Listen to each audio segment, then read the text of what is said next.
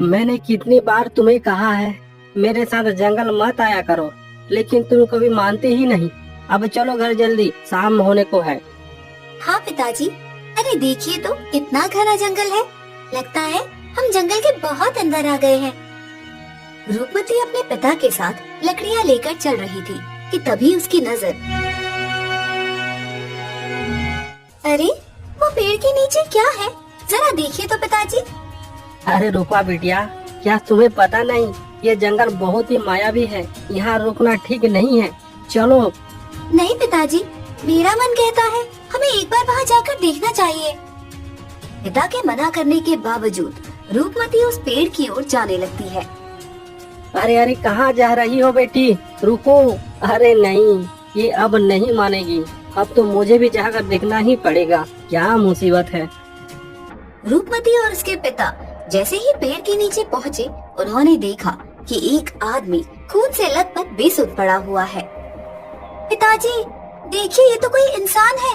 लगता है किसी जंगली जानवर ने इस पर हमला कर दिया है। अरे बेटिया, ये जंगल मायावी है, यहाँ जंगली जानवर के अलावा और भी बहुत कुछ रहते हैं। हमें इसे यहाँ छोड़कर चले जाना चाहिए। नहीं पिताजी नहीं, हम ऐसे मरने के लिए नहीं छोड़ सकते, हमें इसे बचाना होगा। मुझे पता था तुम ऐसे ही कहोगी। चलो भाई, अब तो इसे उठाकर घर लेना ही पड़ेगा। उस घायल व्यक्ति को दोनों अपने घर ले आते हैं। अरे बिटिया, देखने में तो यह कोई राजघराने का लगता है, पर इतनी घने जंगल में आया कैसे? पिताजी, ये सवाल का जवाब तो केवल यही बता सकता है। सबसे पहले इसका होश में आना जरूरी है। मैं कुछ जड़ी बूटियाँ लगा देती हूँ, इससे कुछ समय के बाद इसको होश आ जाएगा। महाराज, आप बताते क्यों नहीं? अभी तक राजकुमार शशि भूषण महल वापस क्यों नहीं आया? आप बताते क्यों नहीं महाराज? कहाँ है मेरा बेटा? रानी सब्र करो, हम खोज ही रहे हैं। पिछले 3-4 दिन से लगातार हमारे सैनिक जंगल को छान रहे हैं। राजकुमार को कुछ नहीं होगा महारानी। देखिए महाराज, कैसे भी करके मेरा बेटा मुझे वापस ला कर दीजिए, मैं कुछ नहीं जानती। महारानी, राजकुमार शशि भूषण के जिद के आगे भला हम क्या ही कर सकते हैं। उसी ने ही जिद किया था कि वो अकेला ही जंगल शिकार के लिए जाएगा, और अब देखो तो अभी तक वापस नहीं आया। मैंने तो कहा भी था कि अकेले जाना ठीक नहीं है उस मायावी जंगल में। ये आप कैसी बातें कर रहे हैं महाराज? बच्चे अगर जिद करने लगे तो क्या आप उसे जंगल में अकेले जाने की अनुमति दे देंगे? रानी, आप समझते क्यों नहीं? मैं भला अपने राजकुमार को अकेले जाने का अनुमति कैसे दे सकता था? मैं राजकुमार के पीछे मंत्री चरण को भी जाने को कहा था महारानी, और देखो तो राजकुमार ने तो मंत्री को भी मात दे दिया। अब बताओ भला। राजा और रानी दोनों बात कर ही रहे थे कि एक सैनिक आकर राजा के पास कहता है, महाराज, अच्छी खबर है, राजकुमार शशि भूषण वापस राजमहल आ गए हैं। सैनिक के मुंह से ये बातें सुनकर राजा और रानी दोनों राजकुमार के पास आ जाते हैं। रानी ने राजकुमार को गले लगा लिया। अरे बेटा, कहाँ थे तुम इतने दिन? राजकुमार, तुम्हारा इस तरह चले जाने के बाद हम तो बहुत परेशान हो गए थे। तुम्हारी माँ ने तो जिद ही पकड़ ली थी कि तुम्हें कैसे भी करके खोज लाए, और आखिरकार आज तुम आ ही गए। हम तो सोच ही रहे थे कि शायद तुम्हें दोबारा हम देख नहीं पाएंगे। हाँ पिताजी, शायद आप मुझे दोबारा नहीं देख पाते। उस मायावी जंगल से इन दो भले लोगों ने मेरा जान बचाया है। ये दोनों कौन है राजकुमार? मेरे साथ एक अजीब घटना घट गया था पिताश्री। कोई चीज मुझे पीछे से हमला किया और मैं वहीं बेहोश हो गया। इन दो भले लोगों ने मेरी जान बचाया। इन्होंने मुझे जंगल से उठाकर अपने घर में रखा और इलाज किया, तब जाकर मैं आज वापस राजमहल आ पाया हूँ। तुम दोनों ने आज मेरे राजकुमार का जान बचाया है। मैं पूरी जिंदगी तुम दोनों का सदा आभारी रहूंगा। बताओ तुम्हें क्या चाहिए? नहीं नहीं महाराज, हमें कुछ नहीं चाहिए। राजकुमार सकुशल वापस राजमहल आ गए हैं, बस हमें और कुछ नहीं चाहिए महाराज। सुनिए पिताश्री, मेरा आपसे एक विनती है। बताओ राजकुमार। पिताश्री, जिसने मेरा जान बचाया है, मैं उसके साथ विवाह करना चाहता हूँ। यानी कि मैं रूपमती के साथ विवाह करना चाहता हूँ। उससे अच्छा और कोई पत्नी मुझे इस दुनिया में नहीं मिल सकता। नहीं नहीं राजकुमार, ये आप क्या बोल रहे हैं? मैं कैसे आपकी पत्नी बन सकती हूँ? मैं तो जंगल में लकड़ी बीनने वाली हूँ। जिसने निस्वार्थ होकर मेरे राजकुमार का जान बचाया है वह कभी बुरी नहीं हो सकती। मुझे यह रिश्ता मंजूर है। मैं राजकुमार के पसंद के अनुसार रूपमती के साथ विवाह करने का घोषणा करता हूँ। इस तरह राजकुमार और रूपमती दोनों का विवाह हो जाता है। विवाह के कुछ दिन तक सब कुछ ठीक था, पर रानी के मन में कुछ और ही चल रहा था। सुनो लड़की, तुम्हारी किस्मत अच्छी थी तो तुमने राजकुमार के साथ विवाह कर लिया। गलती से भी रानी बनने की कोशिश मत करना। तुम एक लकड़ी उठाने वाली हो, मेरे राजकुमार की रानी नहीं बन सकती, ये बात याद रखना। सासू माँ, ये आपकी सोच है, इसमें मेरी कोई गलती नहीं। राजकुमार ही मुझे यहाँ लाए हैं। मुझे ये राजमहल, धन दौलत कुछ नहीं चाहिए। एक पत्नी का सब कुछ इसका पति का ही होता है और मैं एक पत्नी होकर पति की रक्षा के लिए कुछ भी करूँगी। यही मेरा धर्म है। वाह रे वाह, कल की आई लड़की मुझे ज्ञान देगी। इस तरह सास बहू के बीच झगड़ा चलता रहा। दोनों के बीच अनबन की बातें राजकुमार तक भी पहुंच जाती है। एक दिन, माँ, आप ये कैसी बातें कर रही हैं? रूपमती अब इस राजमहल की बहू है। देखो राजकुमार, किसी लकड़ी बिनने वाली को उठाकर यहाँ ले आओगे और उसको रानी बनाओगे, ये मुझे मंजूर नहीं।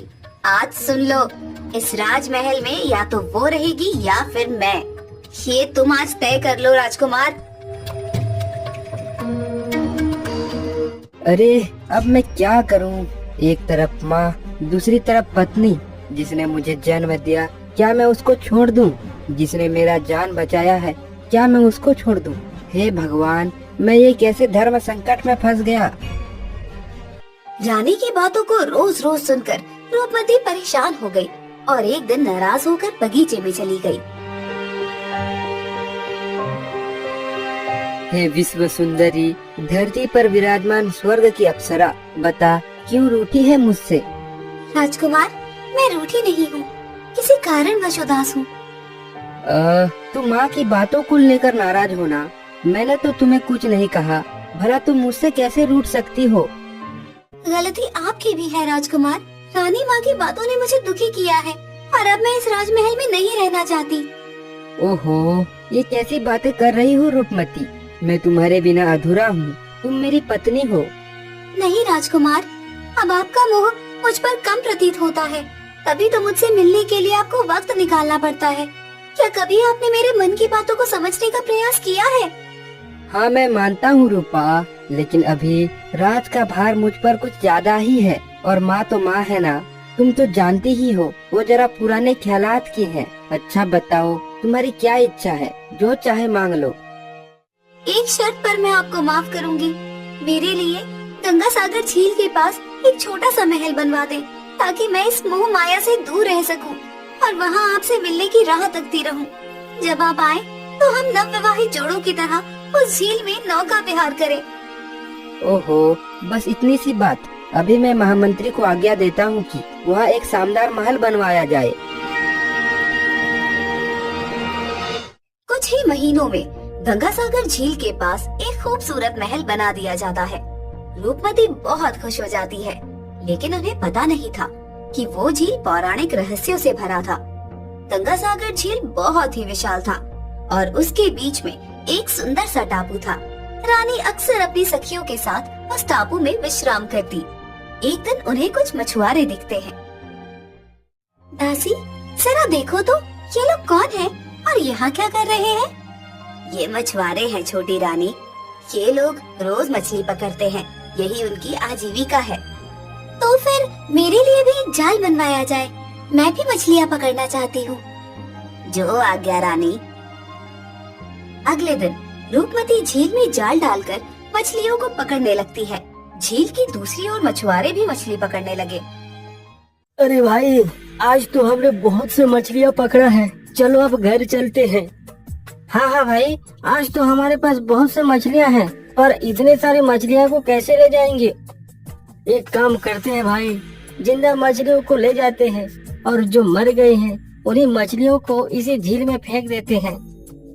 मछुआरे जिंदा मछलियों को अपने साथ ले गए और मरी हुई मछलियों को उन्होंने उसी झील के पानी में फेंक दिया। झील में एक देवी रहती थी, अधिशीला। वो आधी महिला और आधी मछली थी। सुनो परी, आज इतनी बदबू कैसे? पानी में कोई जानवर मर गया है क्या? नहीं रानी जल परी, ये गंदगी मरी हुई मछलियों में से आ रही है। ये क्या बोल रही हो परी? आज से पहले तो कभी ऐसा नहीं हुआ। कहाँ है? चलो मुझे उस जगह को दिखाओ। शैल अधिशीला को उस जगह पर ले गई जहाँ मछुआरे ने मछलियों को फेंका था। किस बेरहम ने इन नन्ही मछलियों को मारा है? जरूर ये किसी इंसान का किया धरा होगा। अगर मारा भी तो उसने इनको यहाँ ही क्यों फेंका? चाहे जो हो, उसको तो दंड जरूर मिलेगा। क्या तुमने किसी को देखा है परी? नहीं रानी परी, पर कुछ दिन पहले हमारे गंगा सागर झील के पास एक महल बनाया गया था। इसका दंड उस नासमझ इंसान को जरूर मिलेगा।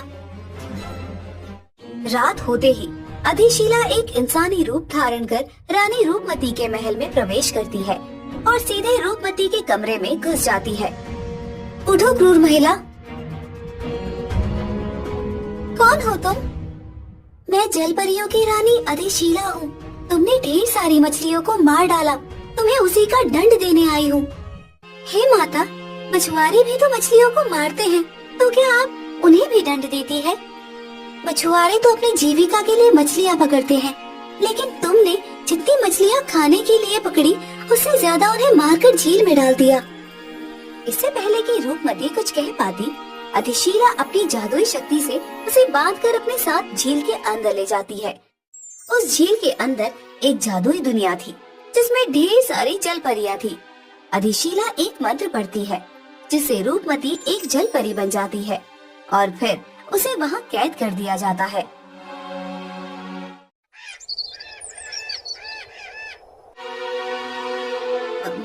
माफ कीजिए महाराज, एक बुरी खबर है। क्या क्या बुरी खबर है दासी? तुम तो रूपमती के साथ ही रहती हो ना? हाँ महाराज, रानी रूपमती सुबह से अचानक से गायब हो गई है। हमने उनको बहुत ढूंढा पर उनका कोई अता पता नहीं है। राजकुमार को जब पता चलता है कि रूपमती गायब हो गई है, वे फौरन गंगा सागर झील पहुंच जाते हैं। कहाँ है मेरी प्रियतमा रूपा? महाराज, पता नहीं, जब मैं सुबह उनके कमरे में पहुंची तब से दिखाई नहीं दी। ऐसे कैसे रूपमती गायब हो सकती है? अच्छा बताओ, कल रानी कहाँ गई थी? कल महारानी रूपमती के साथ हम सब झील की ओर गए थे राजकुमार। रानी के कहने पर हम मछलियाँ पकड़ने के लिए जाल लेकर गए थे। सभी लोगों ने रानी रूपमती को बहुत ढूंढा, लेकिन वो कहीं नहीं मिली। इस बात को 1 महीना हो गया और राजा बिल्कुल टूट चुके थे। उनका राजकाज में भी मन नहीं लग रहा था। वो दिन भर झील के उस टापू में अकेले बैठे विलाप करते रहते। पता नहीं कहाँ होगी मेरे रूपमती, उसके साथ क्या बीत रहा होगा। हे भगवान, कोई तो रास्ता मुझे दिखा ताकि मैं अपने रूपमती को खोज सकूं। राजकुमार बहुत दुखी थे कि तब अचानक उनकी नजर एक छोटी सी मछली पर जाती है। वो मछली गलती से किनारे पर आ गई थी और पानी में वापस जाने के लिए तड़प रही थी। अरे रे, देखो तू, इतनी छोटी सी नन्ही मछली पानी से अलग होकर देखो कितनी तड़प रही है, जिस तरह मैं अपने रूपमती को लेकर तड़प रहा हूँ। नहीं नहीं, मैं अभी इस मछली को वापस पानी में छोड़ देता हूँ। राजकुमार शशि भूषण चुपचाप उस मछली को उठाकर वापस पानी में डाल देते हैं। तभी अचानक उनके सामने एक जल परी प्रकट हो जाती है। महाराज उसे देख घबरा जाते हैं। कौन हो तुम देवी? हे दयावान पुरुष, तुमने एक बेसहारा मछली की मदद की है। मैं तुमसे प्रसन्न हूँ, लेकिन एक बात बताओ मनुष्य, तुम इतने उदास क्यों हो? हे देवी, मेरी धर्म पत्नी रूपमती लापता हो गई है। मैं उसे काफी दिन से खोज रहा हूँ। दासी कहती है इसी गंगा सागर झील में मछली पकड़ने के लिए वह उतरी थी, तब से वह गायब हो गई है। हे दयावान पुरुष, क्या तुम ही रूपमती के पति हो? हाँ, मैं शशि भूषण हूँ, रूपमती का पति। क्या आपने मेरी रूपमती को कहीं देखा है? हाँ मनुष्य, तुम्हारी पत्नी को हमारी रानी अधिशीला ने कैद कर लिया है। क्या आपकी रानी अधिशीला ने मेरी रूपमती को कैद कर लिया है? पर क्यों? सुनो शशि भूषण, एक दिन की बात है।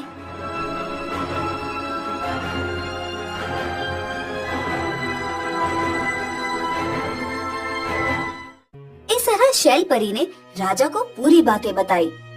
हे देवी, मैं आपसे विनती करता हूँ, मेरे रूपमती को मुझ तक ले आए। देखो मनुष्य, मैं उसको नहीं छुड़ा सकती, लेकिन क्या देवी, आप जो बोलोगी मैं वो करूँगा। अगर मैं रूपमती को छुड़ा लूं, तो अधिशीला मुझे दंड देंगी। लेकिन एक उपाय है। एक शक्तिशाली राक्षस कारनाथ ने हमारी महारानी की बहन को अगवा कर लिया है और त्रिकूट पर्वत के जंगलों में उसे छुपा रखा है। अगर तुम महारानी अधिशीला की बहन को छुड़ाकर यहाँ ले आओ, तो महारानी प्रसन्न होकर रूपमती को छोड़ देंगी। मैं अभी जाकर उस राक्षस को ढूंढता हूँ। मैं कैसे भी करके उस राक्षस से अधिशिला की बहन को छुड़ा कर ले आऊंगा। रुको मनुष्य, वो राक्षस बहुत ही शक्तिशाली है। उसे मारना इतना आसान नहीं है। मैं तुम्हें एक खंजर देती हूँ। इस खंजर से उसके सिर पर वार करना। संदूक के अंदर सोने का बना हुआ एक खंजर रखा हुआ था। शैल वो खंजर राजकुमार को देती है। अरे, ये कैसा खंजर है? मैंने तो आज तक ऐसा खंजर नहीं देखा। डरो मत राजकुमार, इसे ले लो। इसी खंजर से ही तुम कारनाथ का अंत कर सकते हो।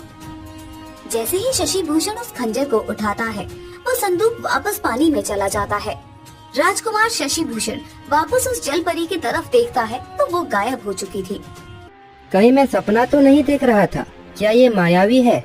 इसके अलावा रूपमती से मिलने का कोई दूसरा रास्ता भी तो नहीं है। मुझे त्रिकूट पर्वत की ओर जाना ही पड़ेगा। राजकुमार अकेले ही त्रिकूट के जंगलों में पहुंच जाता है। फिर उस राक्षस को ढूंढता फिरता है, लेकिन कहीं भी उसका पता नहीं मिलता। इस बीच उसकी नजर में कुछ दिखता है। अरे जरा देखो तो, सामने तो यह कोई गुफा है। लगता है यही कारनाथ का गुफा होगा। मुझे इस गुफा के अंदर जाना चाहिए। चलो, मैं उस गुफा के अंदर जाकर देखता हूँ। राजकुमार जैसे ही गुफा के अंदर प्रवेश करता है, उसने देखा कि मंत्री चरण को गुफा के अंदर बंदी बनाया गया है। राजकुमार, मुझे बचा लीजिए राजकुमार। मैं कई दिनों से इस मायावी गुफा के अंदर मैं बंद हो गया हूँ। अरे मंत्री चरण जी, आप यहाँ? आप तो राजमहल में थे। आप इस गुफा में कैसे आए? मैं तो कई दिनों से इस गुफा के अंदर ही बंदी बन गया हूँ राजकुमार। और आप यहाँ कैसे आए? क्यों आए हैं? पहले यह बताओ मंत्री जी, आप यहाँ कैसे आए? आप तो राजमहल में थे जब मैं राजमहल छोड़ा था। ये कोई षड्यंत्र तो नहीं? आपका शक बिल्कुल सही है राजकुमार, यह एक षड्यंत्र ही है। आप ये कहना क्या चाहते हैं मंत्री जी? कृपया आप मुझे खुलकर बताइए। सुनिए राजकुमार, आज से कुछ महीने पहले जब आपने महाराज के सामने अकेले जंगल में शिकार के लिए जाने का जिद किया था, तब महाराज ने आपको तो अनुमति दे दिए, लेकिन महाराज ने आपकी सुरक्षा के लिए मुझे आपके पीछे भेजा था। मैं आपके पीछे पीछे छुपते हुए इस मायावी जंगल पर आया था। अरे देखो रे देखो, राजकुमार तो सच में निडर हैं। अकेले ही जंगल के अंदर देखो तो कैसे चले जा रहे हैं। मुझे राजकुमार के पीछे ही रहना चाहिए। हाँ हाँ, महाराज ने मुझे इसी काम के लिए ही तो जंगल भेजा है। मंत्री राजकुमार के पीछे चल ही रहा था कि तभी वहाँ अचानक जंगल के मायावी राक्षस कारनाथ प्रकट हो जाता है। अरे बाप रे, अरे बाप रे, क्या है? यह तो कोई राक्षस है। लगता है यही है इस जंगल का मायावी राक्षस। अरे बचाओ बचाओ। हा हा हा हा हा, चलो बढ़िया हुआ, अब मैं इस मंत्री के अंदर प्रवेश कर चुका हूँ। सबसे पहले तो मैं इस राजकुमार का अंत कर देता हूँ, उसके बाद राजा का भी अंत करके रायगढ़ राज्य का राजा बन जाऊंगा। हा हा हा हा हा हा। कारनाथ अपने घोड़ों को तेजी से आगे बढ़ाता है और अपने तलवार से पीछे से राजकुमार के ऊपर हमला करने की कोशिश करता है। तभी राजकुमार का घोड़ा तेजी से दौड़ने लगता है और एक पेड़ से टकराकर वहीं से भाग जाता है। राजकुमार शशि भूषण वहीं गिरकर बेहोश हो जाते हैं। अरे जो हुआ अच्छा हुआ, यह तो गया काम से। इस राजकुमार का तो यही अंत हो गया।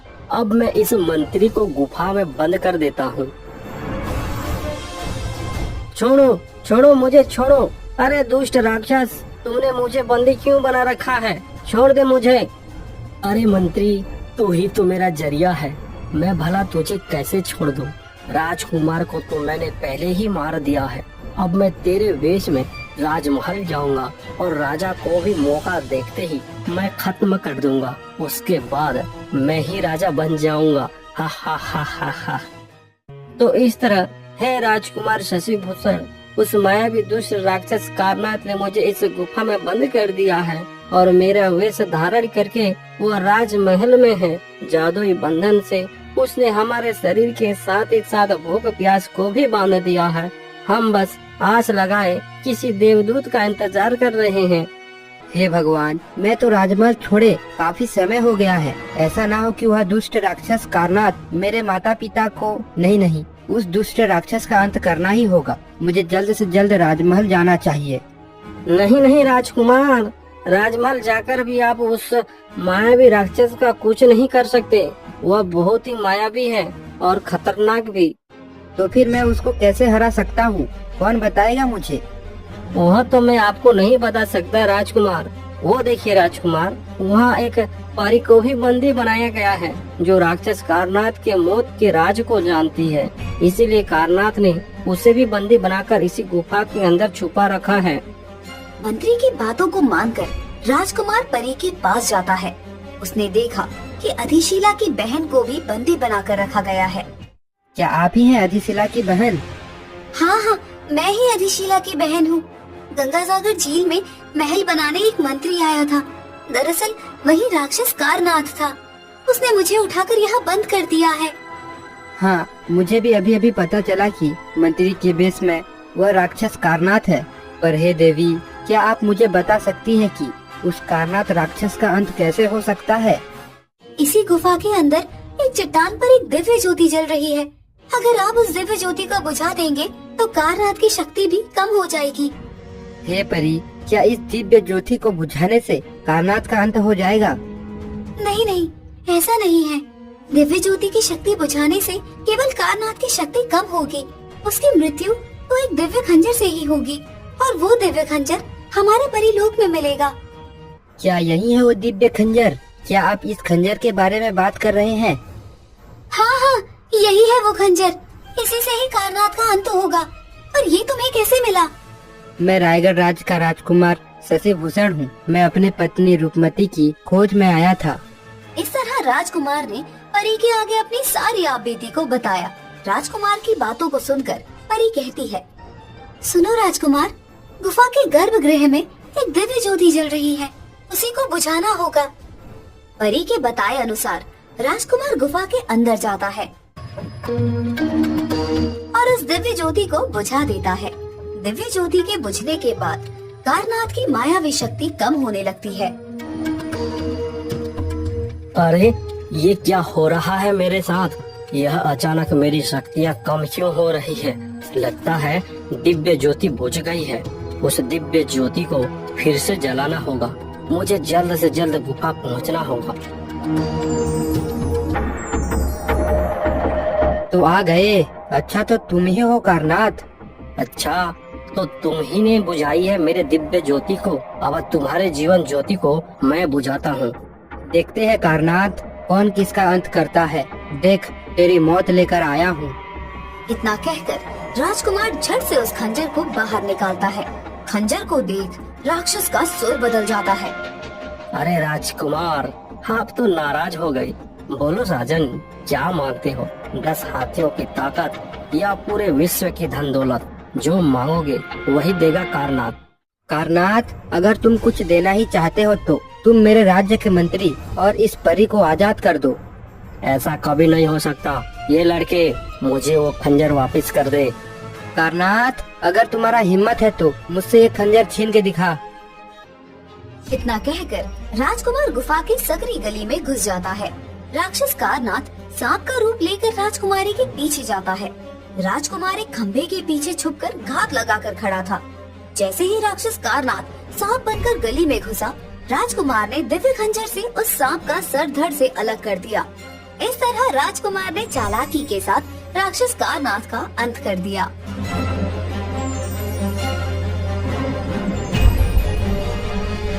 मैं आपके बहुत बहुत आभारी रहूंगी राजकुमार। अब मैं अपनी बहन से मिल पाऊंगी। राजकुमार, सच में आप तो बहुत ही बहादुर हो और चतुर भी, आज मैंने देख लिया। तीनों गंगा सागर झील के किनारे पहुंच जाते हैं। सच में आपने तो कमाल ही कर दिया राजकुमार।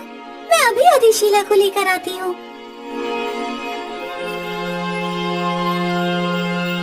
अरे परी, मेरी बहन आ गई। कहाँ चली गई थी तुम प्यारी परी? बोलो, क्या हुआ था तुम्हारे साथ? परी ने अधिशीला के आगे सब कुछ बता दिया। हे राजकुमार, आप मेरी परी को वापस ले आए, आपका शुक्रिया।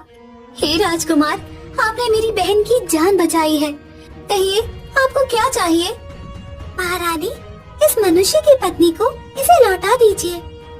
राजकुमार, मुझसे बड़ी गलती हो गई थी। मैं बिना सोच जाने आपकी पत्नी को उठा ले आई। मुझे बाद में पता चला कि रानी रूपमती बेकसूर थी। मुझे माफ कर दीजिए राजकुमार। हे अधिशिला, यही नियति है। अगर आप मेरी रूपमती का अपहरण नहीं करते तो आज मेरे राज्य का सर्वनाश हो जाता। मैंने आपके जरिए से उस कारनाथ का वध कर सका, वरना वह राक्षस आज हम सबको मार देता, मेरा राज्य छीन जाता। अधिशीला पानी के अंदर चली जाती है और रूपमती को ले आती है। रूपमती, आप बड़ी ही भाग्यवान हैं। आपको राजकुमार शशि भूषण जैसे बहादुर पति मिले हैं। सुनो राजकुमार, इस दिव्य खंजर को हमेशा अपने पास ही रखना। ये खंजर आपको अजय बना देगा। आप कभी हार नहीं सकते। राजकुमार, आपके लिए परीलोक का द्वार हमेशा खुला है। जब भी कोई आवश्यकता होगी हमें याद जरूर कीजिएगा। राजकुमार शशि भूषण और रूपमती दोनों ही फिर हंसी खुशी वहाँ से चले जाते हैं। राजमहल जाकर राजकुमार ने अपने माता पिता को बंदी गृह से आजाद किया। रानी ने भी अपनी गलती मानी और रूपमती से माफी मांगी। अब राजा का परिवार खुशियों से भर गया। आज मुझे अपने पुत्र और बहू की बहादुरी पर गर्व है। इन दोनों ने हमारे राज्य पर एक बड़ी संकट को आने से पहले ही खत्म कर दिया। साथ ही परी और इंसानों के बीच एक मधुर संबंध स्थापित किया है। मैं आज घोषणा करता हूँ कि आज के बाद इस रायगढ़ राज्य का राजा राजकुमार शशि भूषण होंगे।